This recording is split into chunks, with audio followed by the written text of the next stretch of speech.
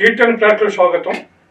మనతో ప్రముఖ వాగ్గేయకారులు, ఇట్లానే మూలవాస సిద్ధాంతకర్త, సినీ గేయ రచయిత డాక్టర్ జి మాస్టర్జీ ఉన్నారు.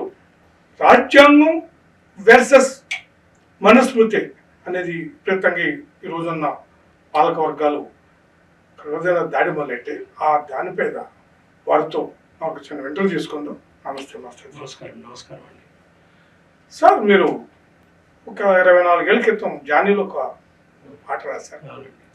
లౌకికవాదాన్ని చాలా ఉత్తేజపరుస్తూ దానికి ప్రాముఖ్యతను గుర్తిస్తూ మీరు సినీ ఆ పాట మిమ్మల్ని చూస్తుంటే నాకు ఆ రోజు ఆ పాట గుర్తుకొచ్చింది. జానీ పాట ఈరోజు లౌకికవాదం మీద తీవ్రమైన జాడుతుంది. ఈ సందర్భంలో అసలు మీరు ఏం చెప్తారు ఈ దాడి గురించి? అంటే ఆ రోజు ఆ సినిమాకు సంబంధించినటువంటిది నిజంగా కూడా లౌకికవాదానికి సంబంధించింది.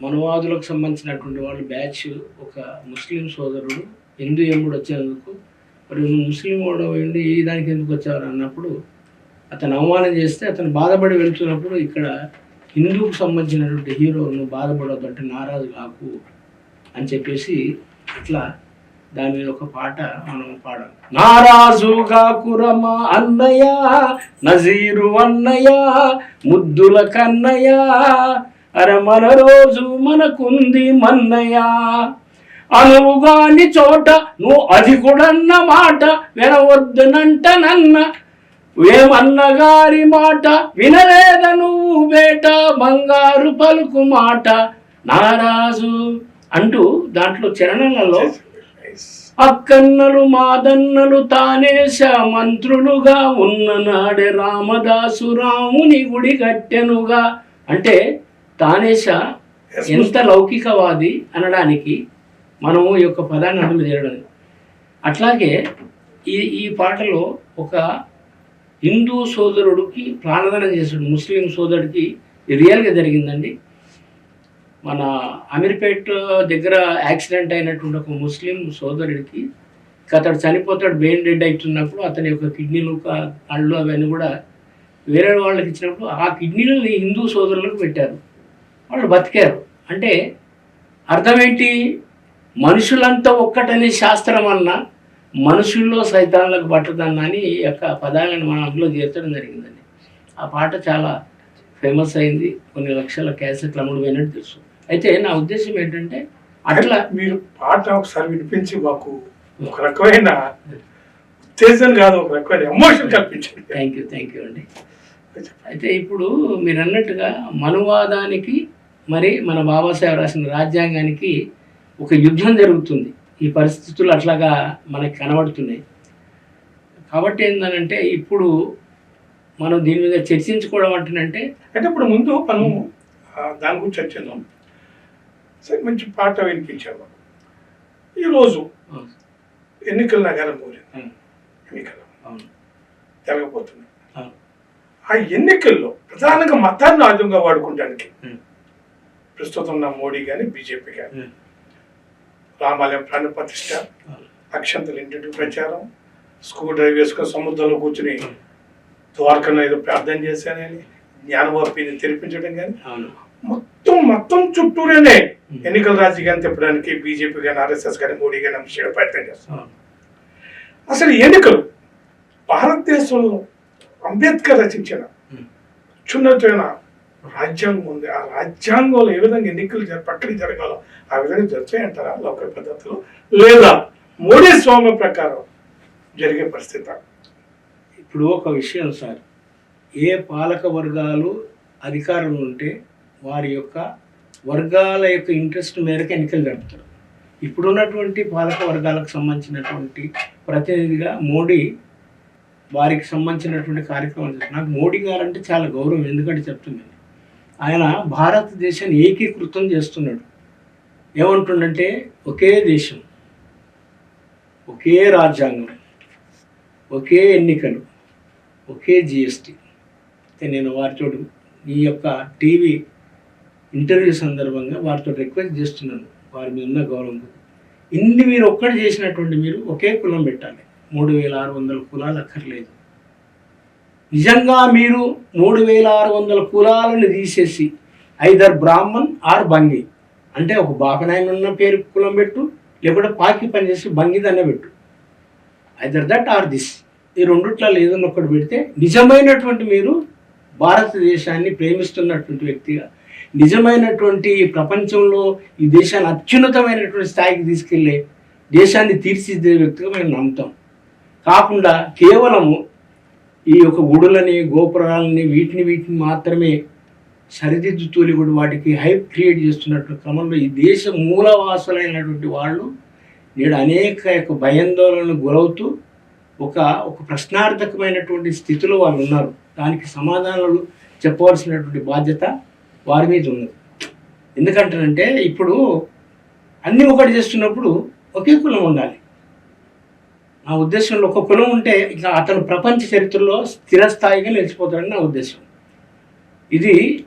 దీనికోసం వారు మొట్టమొదటి కృషి చేస్తే వారిని నమ్మడానికి అవకాశం ఉంటుంది. ఇప్పుడు రాజ్యాంగం అనేది కొరత సమాజాన్ని కోరింది. అవునండి. వీళ్ళేమో రాజ్యాంగానికి పోటీగా అంటే డాక్టర్ బాబాసాహెబ్ అంబేద్కర్ రాశారు రాజ్యాంగం, చాలా కృషి రాశారు, చాలా ముందు చూపుతారు రాశారు. ఆ రాజ్యాంగానికి పోటీగా మనుస్మృతి తీసుకొస్తుంది. రాజ్యాంగం వర్సెస్ మనుస్మృతి. అంటే అసలు మనుస్మృతి అనేది అది ఎంతో దుర్మార్గం అయిందో ఏంటో మీరు వివరించాలా? ఈ రాజ్యాంగానికి ప్రత్యామ్నాయం మనుస్మృతి కాదనే మనకు పూర్వం దాన్ని ఎస్టాబ్లిష్ చేయాలనుకున్నా దీన్ని ఎలా ఎదుర్కోవాలి? అయితే విషయం ఏంటంటే సార్, ఇక్కడ ఒక వ్యక్తి సక్సెస్ కావడానికి ఇంకోటి ఫెయిల్ కావాలి. ఇప్పుడు ఒక చీకటికి సంబంధించినటువంటి ఉంటే వెన్నెల యొక్క కానీ వెలుగు యొక్క విలువ తెలుస్తుంది. ఇక్కడ నా ఉద్దేశం ఏంటంటే మన రాజ్యాంగంలో ఉన్నటువంటి సెక్యులర్ అనే పదాన్ని చేర్చినటువంటి దానికి సంబంధించి వ్యతిరేకిస్తున్నారు, ప్రజాస్వామ్యానికి సంబంధించిన దాన్ని వ్యతిరేకిస్తున్నారు. మొత్తానికి ఏంటంటే రాజ్యాంగంలో ఏవైతే ఫండమెంటల్కి సంబంధించినటువంటి కానీ లేకుంటే దాన్ని మన యొక్క రాజ్యాంగానికి సంబంధించినటువంటి ఫ్రీ ఫేస్ ఉంటుంది కదా, దానికి సంబంధించినటువంటి అంశాలను అన్నింటిని మెల్లమెల్లంగా ఇది తొలగించే ప్రయత్నాలు జరుగుతున్నాయని మనం అందరూ చెప్తా ఉండడం గమనిస్తూ ఉన్నాం. ఇక్కడ ఏంటంటే సార్, 185% ఉన్నటువంటి ఈ దేశ మూలవాసులు ఎస్సీ, ఎస్టీ, బీసీ, ఇతర మైనారిటీలలో మనువాదం యొక్క దాడులను తట్టుకోలేక, మనువాదుల యొక్క దాష్టికాన్ని తట్టుకోలేక ఇతర మతాల్లోకి వెళ్ళినటువంటి యొక్క ఎవరైతే ఉన్నారో వాళ్ళందరూ ఈ దేశానికి మూలవాసులు. ఎవరైతే ఇప్పుడు ఇది మేము ఆది ధర్మము, హిందూ ధర్మం లేకుంటే ఇంకోటి అంటారో దానికంటే ముందు ధర్మం మాది. ఈ దేశానికి సంబంధించినటువంటి దాన్ని మొట్టమొదటి వెళ్ళినటువంటి జాతి జాంబవంతుడు అనేవాడు. వారు చెప్పినటువంటి రామాయణంలో వారు చెప్పినటువంటి మహాభారతంలో ఉన్నటువంటి ఆది మానవ సృష్టికర్త జాంబవంతుడు యొక్క ఈ దేశాన్ని వెళ్ళను ఎట్లా వెళ్ళాడని దానికి వాళ్ళు మీరు పెళ్లి మంత్రాలలో వెళ్ళి హిందూ పెళ్లి మంత్రాల్లో చూస్తే తెలుస్తుంది. దక్షిణ దిగ్భాగే భరత వంశే భరత ఖండే అని చెప్పేసి జంబూద్వీపే జాంబవంతే అన్నారు. జంబూద్వీపే జాంబవంతే అని వాళ్ళే మర్చిపోకుండా చెప్తున్నారే ఇది జాంబవంతుడు రాజ్యం రూపాయి, దీన్ని మేము లాగేసుకొని ఇప్పుడు మేము మా రాజ్యం అంటున్నాం అనేసి. అంటే ఇక్కడ ఏంటంటేనంటే మనం మర్చిపోయాం. మేము మర్చిపోవడంతో, మేము నిన్నకుంటూ ఉండడంతో, మేము విజిలెంట్గా లేకపోవడంతో వాళ్ళు వారి యొక్క వర్గ ప్రయోజనాలు కాపాడుకునే విధంగా ఇప్పుడు ఈ యొక్క రాజ్యాంగాన్ని మార్చడానికి ప్రయత్నం చేస్తాం. అందులో భాగంగానే ఇప్పుడు వచ్చినటువంటి మీరు అన్నారు అక్షంతలు అన్నారు, రాముని గుడి అన్నారు, వగైరా అన్నారు, ద్వారక గురించి అంటున్నారు.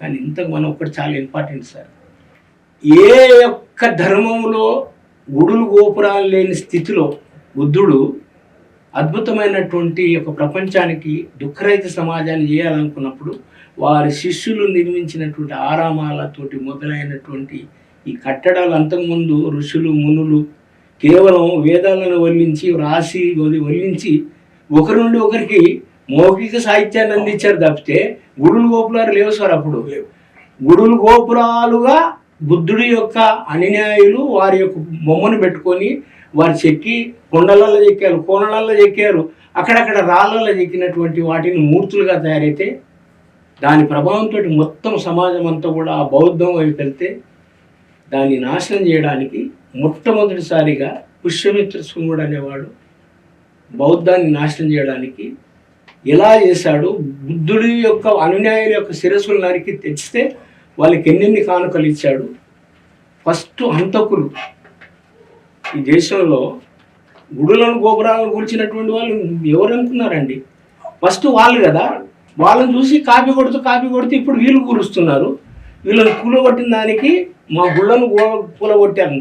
కానీ మా గుళ్ళను కూలగొట్టిన వాళ్ళు ఏం చేయాలి? అసలు గుళ్ళు కట్టిన ఆరంభాల మీద అని చెప్పేసి అయితే మాకు సంబంధించినటువంటి గుండె గుడులను కూలగొట్టారు, బౌద్ధ ఆరామాలను మార్చేశారు. ఈ స్థితిలో ఆనాడు మొట్టమొదటిసారిగా మా గుడులని మా ఆరామాలను కూలగొట్టి అందులో ఉన్న బుద్ధుడి యొక్క బొమ్మలని రకరకాల కలర్లు వేసి, నల్ల కలర్లు వేసి, ఇంకో కలర్ వేసి విష్ణు అవతారంగా చెప్తున్నారే. ఈ యొక్క చరిత్రని మా వాళ్ళకు తెలియజెప్పేటువంటి స్థితిలో మేము ఫెయిల్ అయ్యాం కాబట్టి వాళ్ళు ఈరోజు నకిలీ చరిత్రను అసలు చరిత్రగా చూపెడతా ఉన్నారు. కాబట్టి ఏంటంటే ఈ సమాజానికి ఇప్పుడు మనుస్మృతి రాజ్యాంగంగా మనుస్మృతి రాజ్యాంగంగా ప్రవేశపెడతాయని చెప్తారు. ఈ మనుస్మృతి రాజ్యాంగంగా వస్తే ఈ దేశ మూలవాసులకు కానీ ఈ దేశ ప్రజలకు కానీ లాభమా నష్టమా? ఎట్లా లాభం ఉంటుంది సార్? ఒక విషయం ఏంటండి, ఒక 3000 సంవత్సరాల చరిత్ర తీసుకున్నాం సార్. అంతకుముందు మనువాదాన్ని వాళ్ళు ఇంపోజ్ చేసే ఈ దేశం మూలవాసుల్ని రకరకాల, అంటే ఫస్ట్ కర్మధర్మ సిద్ధాంతం, తర్వాత వాళ్ళు వర్ణాశ్రమ ధర్మం, తర్వాత కులాలు, దాంట్లో ఉప కులాలు పెట్టి కొన్ని వేల కులాలుగా విభజించారు. వీళ్ళని ఇట్లాగే ఉంచాలంటే మనుస్మృతిని ఒక ఆయుధంగా వాళ్ళు వాడుకుంటూ వస్తున్నారు. అట్లా ఏంటంటే ఆ దాన్ని దిశగా వస్తున్నటువంటి రెప్రికేషన్స్ని, అణిచివేతని గమనించినటువంటి ఒక బుద్ధుడు, ఒక బసవేశ్వరుడు, ఒక పూలే, పెరియార్, నారాయణ గురు, అంబేద్కర్, మొన్నటి కాంశీరాం వరకు వాళ్ళు చేసినటువంటి కృషితో పాటు ఈ పేద కులాలలో, ఈ అట్టడుగు కులాలలో పుట్టినటువంటి కబీర్ అయితేమి, నానక్ అయితేనేమి, లేకపోతే ఒక రవిదాస్ అయితేనేమి, వీళ్ళందరూ కూడా చేసిన భక్తి ఉద్యమాల పోరాటంగా ఇది కాపాడబడింది. వాళ్ళని ఎక్కడ కూడా ప్రస్తావించరు. ఒక కబీరు, ఒక గురు రవిదాసు, ఒక చోకమేళ, ఒక ఇలాంటి మహానుభావులు ఈ హిందూ ధర్మాన్ని రక్షించారు కదా. వీళ్ళ గురించి ఎప్పుడైనా ప్రస్తావిస్తురా సార్? అసలు హిందూ ధర్మాన్ని రక్షించినటువంటి వాళ్ళు ఎవరు? కాపాడుతున్న వాళ్ళు ఎవరు? వీరు కాదు కదా. గుడులు గోపురాలు పేరు పెట్టుకొని ఒక్కొక్క గుడికి సంబంధించినటువంటి వాళ్ళు, ఒక కుటుంబము 7-8 మంది బతుకుతూ ఉన్నారు గుడి మీద. ఓ చెప్పులు కుట్టుకుంటాడు, వాడికి చిన్నది ఒక గొడుగు పెట్టుకొని చిన్న చెప్పులు ఒక పాక వేసుకొని కొడితే వాడిని మూల కొట్టేసి వాడిని నీళ్ళ కొట్టేస్తారు. ఇక్కడ ఏంటంటే సార్, ఎవరి వర్గ ప్రయోజనాల కోసం మీరు ఈ యొక్క దేశాన్ని నడిపిస్తున్నారో చెప్పాల్సినటువంటి బాధ్యత ఉంది. మీరు అందరి కోసం చేస్తున్నారా, లేకపోతే కొన్ని వర్గాల కోసం చేస్తున్నారా? మీరు కొన్ని వర్గాల కోసం చేస్తున్నారని అందరూ అంటున్నారు. దీనికి మీ జవాబు ఏంటి? మనుస్మృతి అనేది దాని రూపురేఖలు మారేశారు. ఇప్పుడు మొత్తం అణిచివేత పద్ధతి అదే, కానీ దాన్ని కొంచెం పాలిష్డ్గా మనుస్మృతి అనకుండా దాన్ని కొత్త రూపంలో తీసుకొస్తా ఉన్నారు. ప్రశ్నించే గొంతుకుల్ని నొక్కేస్తున్నారు 2 రకాలుగా. కొన్ని చంపేస్తున్నారు, కొల్పురి కానీ, గౌరీ లంకేష్ కానీ, విస్మార్క్ కానీ ఉన్నారు, చంపేయడం లేదా జైల్లో మంట పెట్టాం. జిఎన్ శాన్బాబు చూసాం, ఆ నెల తుమ్మిడేని చూసాం, అయితే మన భరద్వాజ, చాలామంది స్వామి అయితే జైల్లో నుంచి చనిపోయాడు. అట్లాగే జిఎన్ సాయిబాబు సహాఖైదీ కూడా పటేరా, ఆయన కూడా పటేదార్, ఆయన కూడా చనిపోయాడు జైల్లోనే. ఇట్లానే ప్రశ్నించే గొంతుకుల్ని జైల్లో పెట్టడం లేదా గుండాలు చంపించడం ఇటీవల కాలంలో ఈ బీజేపీ కాలం చాలా ఎక్కువగా జరుగుతుంది. అది ఉపా చట్టం బాగా ఎక్కువ 80% వీలు వచ్చింది. అసలు ఈ దేశంలో ప్రజాస్వామ్యం బతుకుందంటారు. అసలు డెమోక్రసీ అనేది సరే, డెమోక్రసీ బతికి ఉన్నదా అనడానికి మాత్రం ఏంటంటుందంటే రాజ్యాంగం పుస్తకాల్లో బ్రతుకుంది సార్. ఆచరణాత్మకంగా దాన్ని చంపుతూ ఉంటాం. ఫస్ట్ ఒక కాలు తీయడం, తర్వాత ఒక చెయ్యి తీయడం, ఒకసారి చెవు కోయడం, ఒకసారి ముక్కు కోయడం. ముక్కు కోయడాలు అయితే వాళ్ళకి అది అనవైతే. కాబట్టి ఏంటంటే ఇక్కడ వాళ్ళు వాళ్ళ ధర్మాన్ని పాటిస్తారు సార్. వాళ్ళ ధర్మంలో ముక్కు కోయడం ఉంది, చెట్టు సాటుకు చంపడం ఉంది, ఇవన్నీ ఉన్నాయి. వాళ్ళు అట్లనే చేస్తుంటారు. కానీ మనం ఏం చేస్తున్నాం అనేది ఇక్కడ నాకు మై క్వశ్చన్. అందుకే నేను మీకు అడుగుతున్నా పదే పదే. ఒక ప్రభుత్వం ఇట్లా చేస్తుంది, మిగతా దాంట్లో ప్రతిపక్షాలు ఉన్నారు కదా సార్, ప్రతిపక్షాలు కూడా ఉండాలి కదా బాధ్యత. ఎందుకు అడుగుతలేరు? ఆ ఎందుకు అడగతలేరు అనేది మీరు చెప్పాలి సార్. ప్రజాస్వామ్యం కోసం పనిచేయాల్సినటువంటి నాన్ బీజేపీ లేకపోతే నాన్ హైందవ లేకుంటే నాన్ ఆది ధర్మానికి సంబంధించినటువంటిది, సనాతన ధర్మానికి సంబంధించినటువంటి పార్టీలు ఒక బీజేపీ మన సనాతన ధర్మం, మిగతా అన్ని కూడా మన ప్రజాస్వామ్యం అంటున్నాయి కదా సార్. అని మిగతా వాటి శక్తి కంటే బీజేపీ శక్తి గొప్ప అండి. ఇక్కడ వీళ్ళు ఏవో లొసుకులు ఉన్నాయి, వీళ్ళ లోపల ఏవో మైనస్ పాయింట్లు ఉన్నాయి కాబట్టి వీళ్ళు బీజేపీ సరెండర్ అని కావాలి, లేకపోతే వీళ్ళు ఆ శక్తిని కూడగట్టుకొని లేకపోని ఉండాలి. ఇది నా అంటే ఇప్పుడు సిఐ వచ్చింది సీన్లో. అవును వచ్చేసి తీసుకొచ్చారు ఎన్నికల ముందు కూడా. అది కూడా ఇవాళ గుజరాత్లో ఒక కుటుంబానికి, పాకిస్తాన్ వలస వచ్చిన హిందూ కుటుంబానికి పౌరసత్వం ఇస్తూ సర్టిఫికేట్ జారీ చేస్తూ ఇవాళ వార్తలు కూడా ఫోటోలు కూడా సంతోషం వచ్చినాయి. అసలు భారతీయులు అంటే అసలు భారతీయులు ఎవరు, భారతదేశ పౌరులు ఎవరు, భారతీయులు ఎవరనే విషయాన్ని నాకు కావాలి. ఇప్పుడు ఎందుకంటే మీరు మీ పరిచయంలో మీరు మూలవాద సిద్ధాంతం ప్రధానమైన బేస్. ఈ భారతదేశానికి మూలవాసులు ఎవరు, భారతదేశం ఎవరు దానికి మొట్టమొదటిగా క్లెయిమ్ చేసుకోవాలంటే ఈ దేశంలో ఉన్నటువంటి ఎస్సీ, ఎస్టీ, బీసీ, ఇతర మతాలలో చేరినటువంటి మైనారిటీస్ భారతదేశం మూలవాసులు. బయట దేశం నుండి అంటే పశ్చిమ ఏషియా, ఐరోపా దేశాల నుండి వచ్చినటువంటి ఆర్యులు, వారి ఆలసులు, వారి తాబేదారులు, వాళ్ళు ఇప్పుడు ఈ దేశానికి సంబంధించిన విదేశీయులు. దానికి సంబంధించినటువంటి ఎవిడెన్స్ అంత ఉందండి. మొన్న డిఎన్ఏ టెస్ట్ చేస్తే కూడా వాళ్ళు ఎక్కడో అంత మొత్తం బయటపడ్డది. నా ఉద్దేశం ఏంటంటే ఇక్కడ నేను ఒకటి అడుగుతున్నాను సార్, ఈ దేశానికి ముస్లింలు వారసత్వం వచ్చారు, లేకపోతే దాడులు చేసి వచ్చారు, వలస చేశారు. దాడులు ఎందుకు చేశారండి? పృథ్వీరాజు గారు జయచంద్రుని కుమార్తెను ఎత్తుకెళ్ళి పెళ్లి చేసుకున్నప్పుడు తన రక్షణ కోసం మీరు విదేశీయులైనటువంటి ముస్లింల సాయాన్ని కోరి పిలుచుకున్నారు కదా. వాళ్ళు వచ్చారా? మీరు పిలుచుకున్నారా? ఎవడు దేశద్రోహి చెప్పాలి సార్. మీరు పిలుచుకున్నవాడు దేశద్రోహి కదా. ఆడు మాలోడా, ఆడు మాదిగోడా, ఆడు బెస్తోడా, సాకలోడా, లేకపోతే రెడ్డా, కమ్మ, కాప మీరు కదా. ఈ దేశాన్ని పరిపాలించినటువంటి మీరు కదా దేశద్రోహులు. ఫస్ట్ దేశద్రోహులు మీరు కదా. తర్వాత అక్బర్ గారు గొప్ప రాజు అది ఇది అన్నారు. ముస్లింలంతా గొప్ప రాజులు అంటానని పొగిడారు ఎప్పుడు వాళ్ళ అధికారం ఉన్నప్పుడు. ఇప్పుడు ఏమంటారంటే వాళ్ళంతా దేశద్రోహులు, వీళ్ళంతా కూలగొట్టారు అది ఇది అంటారు. మరి ఆమెకు జోదాబాయిని ఇచ్చినోడు ఎవరు సార్? అక్బర్కి జోదాబాయి రాజపుత్రి యొక్క పుత్రుడి యొక్క బిడ్డని, పుత్రికని ఇచ్చినటువంటి మాలోడా, మాదిగోడా, సాకలోడా, మంగళోడా, బెస్తోడా, రెడ్డా, కమ్మ, కాప ఎవడు దేశద్రోహి? సార్ ఈ క్వశ్చన్స్ అన్ని మొదలు పెడితే, వేయడం కనుక మొదలు పెడితే అసలైన దేశద్రోహులు ఇప్పుడు ఈ యొక్క దేశాన్ని తమ కబ్జాలో పెట్టుకున్నారు.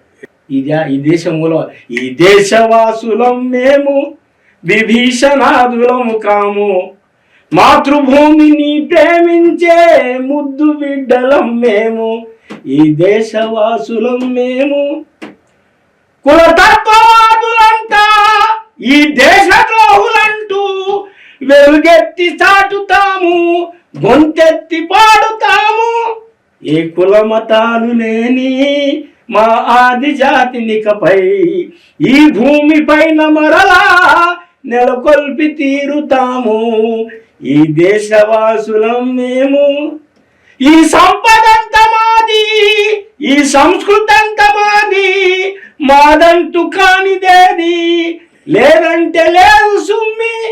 మా తరతరాల కష్టం ఈ దేశ సంపదోయి, దానిని అనుభవించే హక్కు మా జాతికున్నదో. ఈ దేశానికి అచ్చమైన వారసును. మా చరిత్ర కనుక అంతా తీసి బయట పెడితే, మీ నకిలీ చరిత్రను బయట పెడితే నేను ఈ దేశంలో ఉండే పరిస్థితి ఫస్ట్ కమ్ ఫస్ట్ గో. ఉదాహరణ ఇప్పుడు మీరు ఎన్ఆర్సీ గురించి చెప్పారు కదా సార్. దానివల్ల ఈరోజు ఏదో మీరు చెప్తా ఉన్నారు, ఒక పాకిస్తాన్ హిందూ కుటుంబానికి సంబంధించి ఈ దేశ పౌరసత్వం వచ్చారు. అసలు ఈ దేశంలో ఉంటూ ఈ దేశంలో ఇంకా పౌరులుగా అంటే బాబాసాహెబ్ ఒక మాట అడుగుతారు గాంధీని, గాంధీజీ నేను అసలు ఈ దేశానికి సంబంధించినటువంటి దేశవాసన కాదని బాధపడుతున్నాను అంటే గాంధీ అంటాడు, అదేంటయ్యా నీలాంటి గొప్ప దేశభక్తుడు అసలు లేడు, నువ్వు రౌండ్ టేబుల్ కాన్ఫరెన్స్లో మాట్లాడినటువంటి మాటలు విన్నాక నీలాంటి దేశభక్తుడు ఎవరు ఉంటారు అనేసి అందరు అడుగుతున్నారు, అంత గొప్ప దేశభక్తుడు నువ్వు ఎందుకు అట్లా అడుగుతున్నారు? మరి అదే పరిస్థితి, ఈ దేశంలో పుట్టి ఇక్కడే పెరిగి ఈ దేశమే మాదిరపోయి అంటారంటే మాకే ఇక్కడ ఎగ్జిస్టెన్స్ లేకుంటున్నారు. అయితే ఇక్కడ నా ఉద్దేశం ఏంటి సార్, వీళ్ళు ఏమంటారు అంటే ముస్లింలు ఇతర దేశాల నుండి వచ్చారు, వాళ్ళు వెళ్ళిపోవాలి, వెళ్ళగొట్టారు. మిగిలిన వాళ్ళని ఏంటంటే వాళ్ళని ఏం చేస్తారో మనకు తెలుసు. బ్రిటిషర్స్ కూడా ఈ దేశవాసులు కాబట్టి వాళ్ళని వెళ్ళగొట్టారు, వారు వెళ్ళిపోయారు. మీ సిద్ధాంతం ప్రకారంగానే ఎవరు విదేశీలో వాళ్ళు వెళ్ళిపోవాలి ఈ దేశానికి. కాబట్టి ఈ దేశానికి మొట్టమొదటి వలస వచ్చినటువంటి ఆర్యులు ఎవరైతే ఉందో వాళ్ళు మొట్టమొదటిగా ఫస్ట్ కమ్ ఫస్ట్ గో ఉండాలి కదా. మరి వచ్చిన కొత్త వచ్చిన వాళ్ళందరూ నిలబడుతుంది, మీరు ఎప్పుడు వెళ్ళిపోతారు అనేది మన క్వశ్చన్. మీరు ఎప్పుడు వెళ్ళిపోతారు ఈ దేశానికి? మీరు ఎప్పుడైతే పశ్చిమ ఏషియా యూరోప్కి సంబంధించినటువంటి ఆ మధ్య ప్రాంతం నుంచి వచ్చారు కదా, మీరు ఆ దేశం వెళ్ళిపోవాలి. వెళ్ళిపోకుండా ఉండాలంటే ఇక్కడ మమ్మల్ని గౌరవించండి. Beggar is not chooser. భిక్షగాడికి హక్కులు ఉండే సార్, కానీ మా హక్కులని స్క్వీజ్ చేసి మీరు మమ్మల్ని పాలకులుగా కాకుండా పాలితులుగా పాలిస్తూ అణిచివేస్తున్నారు కదా. మా వాళ్ళు ఇక ముందు ఈ మూలవాసులకు సంబంధించిన చరిత్రను అంతా తీస్తూ ఉంటారు. తీస్తే మీరు విదేశీయులు, మీరు విదేశాలకు వెళ్ళిపోయేటువంటి ఒక దానికి సిద్ధంగా ఉన్నారా? లేకుంటే ఇక్కడే ఉంటూ ఇక్కడ ఉన్నటువంటి మనుషుల యొక్క సెంటిమెంట్ని గౌరవిస్తారా? వాళ్ళ సంస్కృతిని గౌరవిస్తారా? మీరు ఈ దేశ మూలవాసులు మేము మిమ్మల్ని గౌరవిస్తామని ఉంటేనేమో ఇక్కడ ఉంటారు. బహుశా ఈరోజు నేను చెప్పకపోవచ్చు సార్, మా యొక్క కొత్త తరం వస్తుంది, న్యూ జనరేషన్ ఈస్ కమింగ్, వాళ్ళకి అందరికీ తెలుస్తారు ఈ విషయం అంతా తెలుసు. You are the aliens, we are the true Indians, we are inhabitants of this country. కాబట్టి మీరు జాగ్రత్తగా ఉండండి నాయన, అది మీ మంచి కోసమే. మమ్మల్ని అణిచి వేసుకుంటూ బిచ్చగాడు వచ్చేసి నాకు బిర్యానీ పెట్టు అమ్మ అంటానంటే కుదరదు. ఇలా అమ్మ తల్లి కొంచెం ఏమైనా ఉంటే పెట్టమ్మా అంటాను అనుకోవాలి, భౌతి భిక్షాంతి అంటున్నాను అనుకోవాలి. కానీ నువ్వు నీటికి వచ్చిన బిర్యానీ పెట్టంటే చెప్పు తీసుకొని కొడతాను. ఈ పరిస్థితి తెచ్చుకోవద్దు అంటున్నాను. ఈ దేశంలో నిజంగా అందరం కలిసిమెలిసి ఉండాలంటే అంటే ఇట్లా జనాలంతా అంటే పీడితులు, అవును సార్, అణచిపెట్టేవాడు, అవును సార్, వివక్షకు గురవుతున్నారు, విజ్ఞానవంతులు జ్ఞానవంతులు అవుతున్నారు, తిరుగుబాటు చేయబోతున్నారు అనే ఉద్దేశంతో బీజేపీ భయంకర చట్టాలు తీసుకురావడానికి ప్రయత్నం చేస్తున్నారు. ఈ మనస్ఫూర్తి కరెక్టే సార్. ఇప్పుడు ఏంటంటే కరెక్ట్, ఎందుకంటే నేను చెప్పాను కదా, ఒక గాడ్గే బాబా యొక్క స్వచ్ఛ భారత్ని హైజాక్ చేసి గాంధీకి పెట్టారు. ఒక జల్కరీ బాయి యొక్క వీరత్వాన్ని తీసుకుపోయి ఝాన్సీ లక్ష్మీబాయికి పెట్టారు. ఒక ఉధమ్ సింగ్ హీరోత్వాన్ని తీసుకుపోయి సోకాల్డ్ రాజ్గురు సుఖ్దేవ్ వీళ్ళకి పెట్టారు. వాళ్ళు చేసినటువంటి త్యాగం అవసరం సార్. వాళ్ళు ఉరికంబం ఎక్కడం వాళ్ళు కూడా చాలా గొప్ప త్యాగమూర్తులు కాదంటలేదు. బట్ ఎవరికి దక్కాల్సినటువంటి చరిత్ర, ఎవరికి దక్కాల్సినటువంటి వాల్యూ, ఎవరికి దక్కాల్సిన కష్టానికి ఫలితం వారికి దక్కకుండా ఎందుకు చేస్తున్నారు? మీరు ఎందుకు చేస్తున్నారు అంటారంటే మీకు భయాలు ఉన్నాయి, మేము ఈ దేశ పనులం కాము, ఇప్పుడే నిలబడతారేమోనని. ఇప్పుడు ఎన్ఆర్సీఎస్ చట్టం తెచ్చేస్తారు. ఉదాహరణకి ఏమంటారంటే మీరు మీ యొక్క భారతదేశం వాసులా కావాలంటేనంటే మీరు మాకు దానికి సంబంధించినటువంటి ఎవిడెన్సెస్ కావాలంటారు కదా. ఇప్పుడు ఇది ఒక రకంగా ప్రపంచంలో ఒక కొత్త అంశాన్ని లేవనెత్తి ప్రపంచాన్ని, భారతదేశం వాళ్ళు వెళ్ళి ఒక అమెరికాలో, ఒక ఆస్ట్రేలియాలో, ఒక లండన్లో, ఇతర దేశాల్లో అంతా బతుకుతూ వాళ్ళు మంచి జీవితాన్ని గడుపుతారు. మీరు చేస్తున్నటువంటి ఈ యొక్క వ్యవస్థ ఏదైతుందో అది ఇతర దేశాలకు పాకింది అనుకున్నాం, ఈ అన్ని దేశాలకు పోతుందా, వాళ్ళు కూడా సేమ్ అదే చేసినారు అనుకో సార్, ఏమవుతుంది మీ పరిస్థితి? ఎవరి మీద పడాలి? ఎక్కడ ఏ దేశం పోవాలి? అయ్యా మీరు చేయండి. ఆ ఇతర ప్రాంతాలకి వచ్చిన వాళ్ళని నువ్వు కట్టెలు చేయాలంటే ఏం చేయాలి? నీకు ఓటు హక్కు ఉండదు, నీకు ఫలాన్ని ఉండాలి. కానీ నువ్వు రానియడమే నీ పాపం. వచ్చిన తర్వాత ఎలగొడతా అంటే ఎక్కడ పోతారు? నా ఉద్దేశం ఏంటంటే వచ్చిన వాళ్ళకు కొన్ని హక్కులు ఇవి ఉండేవి. మీరు వేరే వేరే రాష్ట్రాల్లో వేరే వేరే దేశాలకి వచ్చారు కాబట్టి మీకు ఇవి ఉండవు. అట్లయితే ఉండదు, లేకపోతే మీ ఇష్టం అన్నాను. కానీ ఎలగొడతామంటే నేను బెదిరించడం అంటే మిమ్మల్ని కూడా రేపు అమెరికా నుండి, ఆస్ట్రేలియా నుండి, లండన్ నుండి, అర్జెంటీనా నుండి, ఆ సౌత్ ఆఫ్రికా నుండి అందరి నుంచి ఎలగొట్టేస్తారు సార్. ఇప్పుడు ఈ మధ్యన ఎలక్షన్స్ వచ్చినాయి. హైదరాబాద్ పార్లమెంటరీ కాన్స్టిట్యున్సీ పాతబస్తీ ఒక ఆమె పేరు మీకు గుర్తొచ్చుండొచ్చు. చెప్పండి సార్, మీరు కూడా చెప్పండి.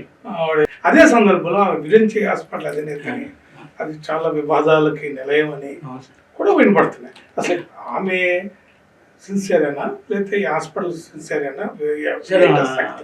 నిజం చెప్పమంటారా మీరు? చెప్పమలే మనం దాటేయమంటారా? వద్దు వద్దు, మరి వాస్తవాలు మాట్లాడుకోవాలి. వాస్తవాలు ఏంటంటే సార్, నాకు ఆమె గురించి మాట్లాడడం కంటే దాన్ని అంటే పాస్ ఆన్ చేయడం బెస్ట్ అనిపిస్తుంది. ఆమె చరిత్ర, ఆమె విరించి హాస్పిటలే తెలియజేసింది ప్రపంచానికి. దానికి సలావుద్దీన్ ఓవైసీకి బుద్ధి ఉండాలి సార్. ఆమె ఈ యొక్క చేసినటువంటి వాస్తవాలన్నీ వాళ్ళు బయట పెట్టుకోవాలా. మనం ఎందుకు పెట్టాలి సార్? సలావుద్దీన్కి లేదా? అక్బరుద్దీన్కి లేదా? వాళ్ళ ముస్లిం సోదరులకు లేదా? ఈమె చేసినటువంటి యొక్క విరించి హాస్పిటల్లో కానీ లేకుండా ఆమె చేస్తున్నటువంటి దికావటి కార్యక్రమాలు ఉంటాయి కదా, వీటికి సంబంధించినటువంటి వాళ్ళకు ఉండాలి సార్. ఇప్పుడు ఒక ప్రత్యర్థి తమ దాడి చేస్తుంది, దాడి చేస్తున్నప్పుడు నువ్వు అన్ని ఆయుధాలు సమకూర్చుకోవాలి. అంటే బీజేపీ ఎంఐఎం ఇద్దరు ఒకరు ఏడు మైనారిటీ మొత్తం ఉన్నది, ఇది మొత్తం ఉన్నది, మెజారిటీ మొత్తం ఉన్నది. కాబట్టి వాళ్ళు ఎవరి ప్రయోజనాలు కాపాడుకుంటూ చూసుకుంటారు సార్. మనం బయట పెట్టాలి సార్. రెండు దొందే సార్. అదే ఇక్కడ ఈ రెండు దొందు ఎందుకు చెప్తున్నానండి. ఈ సలావుద్దీన్ ఓవైసీ ఇతర రాష్ట్రాల్లో పోటీ చేస్తుండు కదా, ఎవరిని ఓడగొట్టడానికి చేస్తున్నాడు? Anti BJP candidates. Anti BJP ప్రజాస్వామ్యయుతంగా కొంచెం రాజ్యాధికారంలో రావాలనుకున్నట్టు శక్తిని ఓడగొట్టడానికి ఈయన వాళ్ళతో కొల్యూట్లేనని కూడా ఎక్కువస్తుంది లోకం. వాస్తవం మహారాష్ట్రలో 22 స్థానాల్లో బీజేపీ ఉపయోగపడ్డాడు. బీహార్ విషయం. అవును సార్, చాలా అవును సార్. ఇప్పుడు ఇక్కడ ఏంటంటే నిజంగా బాబాసాహెబ్ అంబేద్కర్ గురించి ఒక మంచి మాట అన్నాడు సలావుద్దీన్. ఈ దేశంలో నిజమైన నాయకుడు అంటే బాబాసాహెబ్. గాంధీ కంటే, నెహ్రూ కంటే, ఇందిరాగాంధీ కంటే, అందరికంటే కూడా గొప్ప నాయకుడు బాబాసాహెబ్ అంబేద్కర్. ఎప్పుడు అన్నాడు? తమకు ఎగ్జిస్టెన్స్ ప్రాబ్లం వచ్చినప్పుడు బాబాసాహెబ్ అంబేద్కర్ పేరు వస్తున్నాడు. ఇప్పుడు బాబాసాహెబ్ వాళ్ళతోటి దోస్తాన్ని చేయొచ్చు కదా, నువ్వు దళిత్ ముస్లిం ఒక్కటి కావచ్చు అని చెప్పొచ్చు కదా. అంటలేడు సార్ అన్నాడు. ఎందుకు అన్నాడు అంటున్నంటే ఆయనకి ఎవరితో దోస్తాను ఉందో దీన్ని బట్టి తెలిసిపోతుంది. నా ఉద్దేశం ఏంటంటే ఇదే ఇప్పుడు మీరు అన్నారు కదా మాధవీలత గురించి. ఆమె ఎక్కడో సంతోష్ నగర్ పుట్టింది అంటారు, తర్వాత ఒక గుంటూరు ఆయనని పెళ్లి చేసుకుంటూ అంటున్నారు, కొన్నాళ్ళు అసలు గుంటూరుకి వెళ్ళి కూడా పోటీ చేసింది అంటారు. అయితే ఆవిడకు ఉన్నటువంటి చతురత ఏంటంటారంటే తమ్మిని బమ్మి చేయడం, బమ్మిని తమ్మి చేయడం. ఈ దేశ మూలవాసుల గురించి ఒక్క మాట మాట్లాడట్లేదు సార్. ముస్లింల గురించి మాట్లాడుతున్నాం, క్రైస్తవుల గురించి మాట్లాడుతున్నాం. ఈ దేశానికి సంబంధించిన అచ్చమైన మూలవాసుల గురించి ఎందుకు మాట్లాడుతున్నావు? ఎందుకు మాట్లాడతలేవు అంటే అది మాట్లాడితే నీకు ఇక్కడికి వస్తుంది.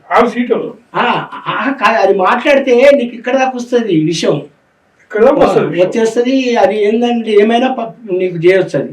కాబట్టి మా గురించి మాట్లాడకుండా అంటే మాయావాదం, దీన్ని మాయావాదం అంటారు సార్. ఏమంటానంటే మూలవాసులకు అధికారం ఇవ్వలేని ఏ సిద్ధాంతమైనా మాయావాదం. మాస్టర్జీ మూలవాసుల సిద్ధాంతం ప్రకారంగా మాకు అధికారం లేకుండా నువ్వైతే పుట్టింది అయ్యమ్మకు ఉండొచ్చు, నువ్వైతే పుట్టింది అయ్యమ్మకు ఉండొచ్చు, పదవి మాత్రం ఈ పదవి మాత్రం పుట్టే మా ఓట్లకే కొడక. ఆ సంగతిగా మర్చితే నాయాల నీ సంగతిగా చూస్తాము. ఓట్లేస్టోళ్ళు ఎవరు లైన్ కట్టి మీ వాళ్ళ కాదు. మీరు ఏసీ రూమ్ల నుండి ఫ్యాన్ల కింద కూర్చొని ఓట్లు వస్తే ఓట్లు మేమేయాలి, సీట్ల మీద మీరు కూర్చుంటారా? ఎప్పుడైనా లైన్లో నిలబడ్డారమ్మా మీ ఎవరు? ఎప్పుడైనా ఎండలు కాసి సలసల కాని ఎండల్లో రేపు మేలు వస్తున్నాయి కదా ఎన్నికలు, నిలబడతారా మీ ఎవరు? ఎవడు అవలహన కొడుకు మా జాతరలు ఏంటంటారంటే అయ్యా ఇందిరాగాంధీ, అమ్మ వాజ్పేయి, అబ్బో మోడీ, అయ్యో టీఆర్ఎస్. మన మీద మనకే నమ్మకం లేదు. నా ఉద్దేశం ఏంటంటే సార్, ఇక్కడ మోసకారుల్ని ఎన్నుకున్నటువంటి మనం కేసీఆర్ అంటారు కదా, ఏంద్రాబాయి మీరు బర్రె గడ్డేసి ఆవు దగ్గర పాలడితే ఎట్లొస్తాయి? ఆవు గడ్డేలా ఆవును పాలన అడగాలి. మీరు కూడా అంతే. ఇప్పుడు మనం వేస్తుంది ఏంటంటే బర్రె గడ్డేస్తున్నాం, ఆవును పాలు అడుగుతున్నాం. మరి మన జ్ఞానాన్ని కూడా పెంచుకోవాల్సినటువంటి అంశాన్ని మన వాళ్ళు ఎట్లా కొంటున్నారండి సార్? మందు, మగువ, సారా, బిర్యానీ ఎవరికి అలవాటు ఉంటే దాంట్లో వాళ్ళని లోపరచడం, అని ఓట్లు లాక్కోడు. ఇట్లా ఏమంటారంటే మన వాళ్ళు, మన పాప ఇంట్లో అమ్మాయి పుడితే, బాబు పుడితే మన అమ్మలు, మా మూలవాసులు పాటలు అద్భుతంగా పాడతారు సార్. మాకు వచ్చినంత గొంతు, మాకు వచ్చినంత స్వరం, మాకు అసలు జనపద పాట అంటే పుడితే, అక్కడి పాట అంటే పుడితే మా దళిత వర్గాలలో మా మూలవాసులు పుడుతుంది. సమస్య అట్లా మా వాళ్ళు పాట పాడతారు ఉయ్యాల్లో వేసి. ఏంటి మాకు పెద్ద పెద్ద మీలాంటి బంగారు ఉయ్యాలలో చిన్న తొట్టెలు చేసుకొని వెళ్ళి అల్లక పాత చీరలుకొని మోపుతూ పాడుతుంది. మేము మా అమ్మ ఏం మాట పడుతుంది, జో అచ్యుతానంద జో జో ముకుంద అని ఎవరు కూడా అన్నమయ్య పాడాడు, జో అచ్యుతాన. కానీ అది మా తాత ముత్తాతలు, మా అమ్మోళ్ళు పాడిన పాట. దానికి ఈకరి తోకలు తీసేసి నువ్వు పాడినావు. ఏమంటున్నాడు, జో అచ్యుతానంద జో జో ముకుంద అన్నాడు. జో అచ్యుతానంద జో జో జాంబవంత అనలే. ఎందుకంటున్నంటే ఆయన వర్గ ప్రయోజనం ఆయనకున్నది, ఎవరి కోసం పాడాలో పాడాడు. కానీ ఇప్పుడు పాలక వర్గాలు పాడుతున్నారు ఏమంటే ఒక దళిత వర్గాలని, ఈ దేశ మూలవాసిని ఉయ్యాల్లో వేసి జో జోర బహుజనుడా జోర బహుజనుడా జో జోర బహుజనుడా జోర బహుజనుడా, జో కొట్టుకుంటే నువ్వు మేలుకుంటావు, నువ్వు మేలుకుంటే మా మేడలే కూలు, జో జో జో జో. అరే 24 గంటలు దోపిడీ చేసిన కొడుకు 1 గంట మళ్ళీ ఎందుకు జో కొడుతుందంటే, అరే మీరేరా ఈ దేశానికి అచ్చమైన మూలవాసులు మాకు తెలుసు, కానీ మీరు ఎక్కడ మేలుకుంటే మాకు డేంజర్. అందుకే నీవెంతటోడవో నీకు తెలియదురా, నీ శక్తి మాకెరుకవో నిప్పురవ్వ, అప్పుడే పుట్టిన హనుమంతునోలే సూర్యున్ని మింగేసే శక్తి నీకుంది, పిండమన్నున్నట్టి అభిమన్యునోలే ప్రతిదాన్ని పసిగట్టే బుద్ధి నీకుంది, ప్రాణం అడిగితే నీవు దానకర్ణుడవు, వరబట్టినావంటే పరశురాముడవు, ఏది నేర్వాలన్న ఏకలవ్యుడవు, అవకాశం ఇస్తే నీవాది పురుషుడవు, అదను దొరికిందంటే అదరగొడతావు, అందుకే నిన్నెప్పుడు అణిచి ఉంచాము, జో జో జో జో అంటే వాళ్ళు సో సో ఎవరికి పటేలా కొట్టు సాలేవాడు సరా నచ్చు చెడ్డి వస్తూ నేను నీకేస్తా పటేలా. ఇది మందు, సారా, కళ్ళు, మగువ, బిర్యానీ. ఈ పరిస్థితులకు ఎవరు నెట్టబడిర్రు? ఈ దేశానికి సంబంధించిన దేశద్రోహులు మమ్మల్ని బానిసలుగా చేసుకోరు. మందు, మగువ, సారా, విందు ఇచ్చి వీరందరూ దేశద్రోహులు రావి. మమ్మల్ని ఎక్కడికక్కడ ఈ దేశాన్ని ఇంకోటి ఏం చెప్పి దేశద్రోహులు అన్నానికి ఒక్కటే చెప్తాను సార్, చిన్న విషయం.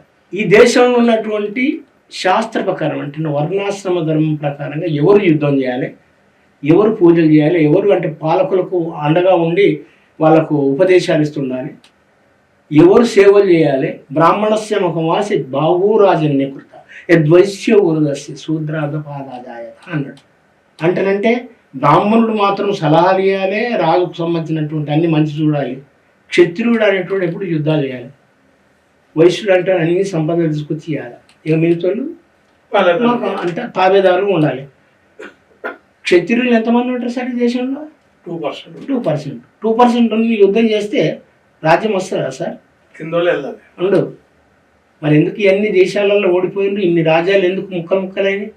మీ యొక్క వర్ణాశ్రమ ధర్మం పుణ్యము, మీ మనవాద పుణ్యము ఈ దేశంలో ఉన్నటువంటి ఇన్ని ముక్కలు కావడానికి మీరు, అందుకే మీరు దేశద్రోహులు. ఒక్కసారి చిన్న ఉదాహరణ సార్, పీష్వాలు ఈ దేశంలో మనుషుల కంటే హీనంగా, కుక్కల కంటే హీనంగా చూశారు ఇది బహుజనులను. మూతికి ముంతా ముడ్డికా కట్టేసి వాడు బయటికి రావాలంటే మిట్ట మధ్యాహ్నం 12ంటికి రావాలా, వాడు ఏం డ్రెస్ చేసుకోవాలని చెప్పినటువంటి దుర్మార్గులని జయించడానికి బ్రిటిష్ వాళ్ళు పోరాడితే చేత కాకపోతే మేము ఉన్నాం భయ్, మాకు ఒక్క అవకాశం ఇవ్వండి అన్నారు. ఎస్సీ, ఎస్టీ, బీసీ, మైనార్టీ, ముస్లింలు ఒకే ఒక్క రోజు సార్, December 31st నైట్ నాడు భీం కోరేగాంలో ఒకే ఒక నైట్లో 25,000 మందిని 5,000 మంది కలిసి మొత్తం ముక్కలు నరికేసి రాజ్యం తీసుకుపోయి ఈ దేశానికి సంబంధించినటువంటి రక్షకులకు ఇచ్చారు. అంటే మా శక్తి ఎంత గొప్ప సార్.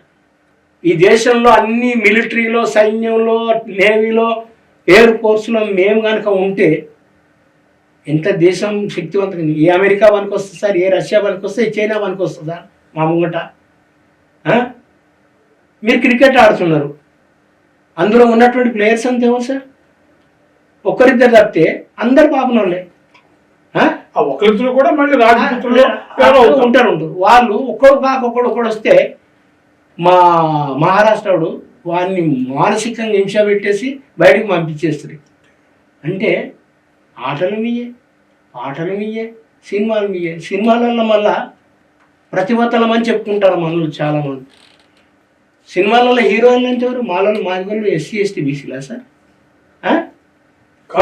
వాళ్ళు ఎవరితోడైనా ముద్దులు పెట్టుకోవచ్చు, ఎన్ని లవ్ సీన్లను నటించవచ్చు, తర్వాత ఎన్ని సహజీవన కాపురాలైనా చేయొచ్చు. కాబట్టి నేను ఏమంటున్నాను, విలువల మార్పిడి, చేంజ్ ఆఫ్ వాల్యూస్, విలువల మార్పిడి ఎలా చేశారు సార్? ఇక్కడ శంకరాచార్యులకి ఉదాహరణకి ఒక కథ చెప్తా ఉంటారు సార్.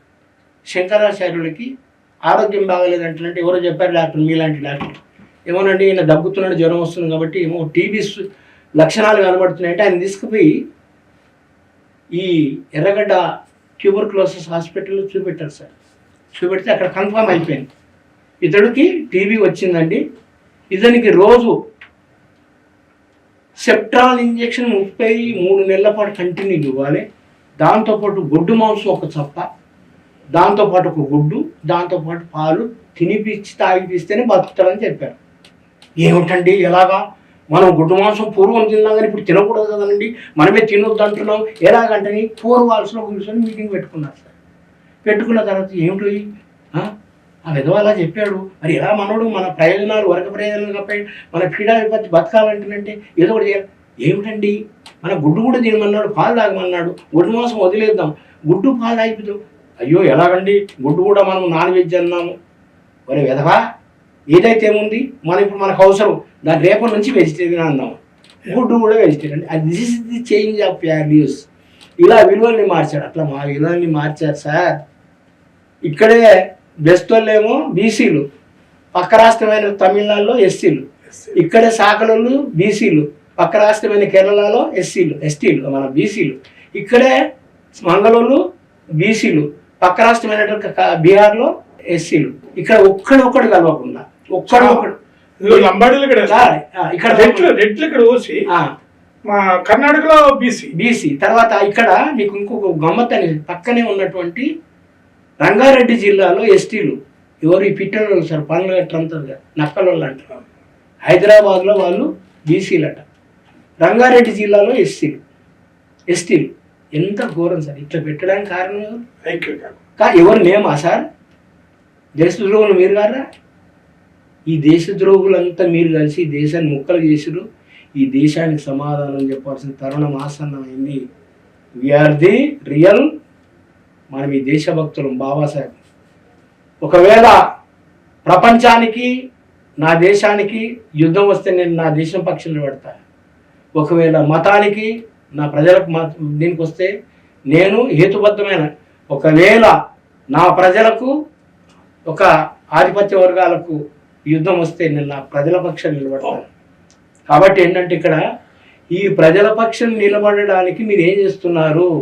మీరు ప్రజల పక్షమా మనువాదం పక్షమా చెప్పాల్సినటువంటి తరుణం ఆసన్నమైంది. మిత్రులారా, నాకు ఎవరి మీద ద్వేషం కోపం లేదు సార్, కానీ ఇక్కడ మీరు అనుసరిస్తున్న విధానాలు ఏవైతున్నాయో, ఈ యొక్క ఒక్క వర్గ ప్రజలు ఒక లిటిల్ అంటే 15% లేని మంది గురించి మా ప్రాణాలను ఇష్టం వచ్చిన ఫుట్బాల్ ఆడుతున్నారు కదా, ఎంతవరకు ఇది న్యాయం? జాషువా చెప్పినట్టు, అయ్యా ఈ దేశానికి సకల సంపదలు సృష్టించాం, నీ కాళ్ళు గందకుండా చెప్పులు కుట్టించాం, నీకు ఆహారం కోసము పంటలు పండించి పెట్టాం. అలాంటి మమ్మల్ని తొక్కి అణిచివేసి ఎన్ని దినాలు చేస్తారా ఇట్లా మీరు? కాబట్టి ఇది ఎప్పటికీ కొనసాగది. స్పార్టకస్ని చంపేస్తే ఆయనని చంపినప్పుడు ఊహిస్తే స్పార్టకస్ అంటే అందరూ మైసెల్ఫ్ స్పార్టకస్ అన్నారు. అందరు ఎందుకన్నారు? ఆయన చేసిన త్యాగం. మేము త్యాగాలు చేస్తున్నాం అంటే భారతదేశం అప్పుపడ్డది అన్నాడు జాషువా. అప్పుపడ్డ దేశమే భారతదేశం అన్నాడు. మాకు అప్పుపడ్డది భారతదేశం. ఈ అప్పు ఎప్పుడు తెలుస్తారు చెప్పాలి మీరు. ఈ అప్పును మాకు వడ్డీతో సహా చెల్లించాల్సిన తరుణం ఆసన్నమైంది. సంబంధించినట్టు సార్ మీరు ఈ ఎన్ని రాబోయే ఎన్నికలు జరగబోతున్నాయి. మనకైతే మే 13 అనుకుంటా ఉభయ తెలుగు రాష్ట్రాలకి, అలా దేశంలో కూడా ఈ మనువాదులు దాడి తిప్పుకొట్టారు. ఈ ప్రజలు ఎటువంటి విధానాలు చేపట్టారని సింపుల్ ఒక మాటలు సార్, కాంచనం ఒక మాట, జో సహారా దేగా ఓ ఇషారా కరేగా. అంటే ఎవడైతే సాయం చేస్తాడో వాడు సూచన చేస్తాడు. ఇది సహజం సార్, మానవ లక్షణం. ఇక్కడ సాయం చేసినట్టుగా ప్రజలు నమ్మించారు. మనవాదులు మేము మీకు సాయం చేశాము, మీ రక్షణను కాపాడాం, మీ దేశాన్ని కాపాడాం, మీ గుళ్ళను కాపాడాం, కాబట్టి మీరు మాకు ఓట్లేయండి అంటారు. కానీ అట్ ద సేమ్ టైము ఎలా ద్రోహం చేశారని మిగతా పార్టీలు చెప్పాలి సార్. ఇది నువ్వు నేను చెప్పుకోకూడదు సార్. మిగతా పార్టీలు గెలిచి రాజ్యాధికారంలోకి రావాలనుకుంటే వాళ్ళు చెప్పుకోవాలి సార్. ఇది అయ్యా వీళ్ళు చేసింది ఇది, నిజమైంది ఇది అని చెప్పాలి. వీళ్ళు చెప్పుకోవాల్సినటువంటి అవసరం ఉంది సార్. సీతారాం యేచూరి కానీ ఇంకోరు కానీ వీళ్ళు they have to do this duty sir. Not only Sitaram Yechury, even Rahul Gandhi, Sonia Gandhi, so called మన ములాయం సింగ్ యాదవ్ కొడుకు అఖిలేష్ యాదవ్, అక్కడ ఉన్నటువంటి వాడెవడో బీహార్ ఇప్పుడు ఎప్పుడు పడితే అప్పుడు ప్లేట్ మారుస్తూ ఉంటాడు నితీష్, వీళ్ళందరూ కూడా ఏంటంటే నిజమైనటువంటి భారతీయులను ప్రేమించే వాళ్ళైతే ఈ క్వశ్చన్లు అడగాల, ఈ ప్రజలను చైతన్యవంతులు చేయాలి. ఇంకొక నెల రోజులు ఉంది కదా, ఇప్పుడు నేను చెప్పండి విషయం. It is not our duty, it is your duty. కాబట్టి ఏంటంటే ఈ విషయాన్ని నేను ఈ యొక్క ఛానల్ ముఖ్యంగా చెప్తున్నాను. ఓ ప్రియమైనటువంటి రాజీవ్ గాంధీ గారు, ఓ ప్రియమైనటువంటి సోనియా గాంధీ గారు, ఓ ప్రియమైనటువంటి యేచూరి గారు, ఓ ప్రియమైనటువంటి అఖిలేష్ యాదవ్ గారు, మీరందరూ కూడా ఈ మనువాదం చేస్తున్న మోసాన్ని మొత్తం ఎండగట్టడానికి బ్రహ్మాండమైనటువంటి ఎవిడెన్సెస్ ఉన్నాయి. అవన్నీ తీసి బయట పెట్టండి. అప్పుడైతే ప్రజలు మీకు ఓట్లు వేస్తారు, మీరు గెలుస్తారని చెప్తున్నారు. ఇంతవరకు మా మాస్టర్జీ గారు భారత రాజ్యాంగం, దాని యొక్క విశిష్టత, మూలవాసులు, వాళ్ళు ఏ విధంగా అణచివేయబడ్డారు, అంతేకాకుండా ఈ ప్రజాస్వామ్యం మీద జరుగుతున్న దాడి, ఎన్నికలు రాబోతే ఎన్నికల నేపథ్యంలో ప్రజలు పార్టీల యొక్క కర్తవ్యాల గురించి చాలా వివరంగా వివరించేందుకు thank you very much sir.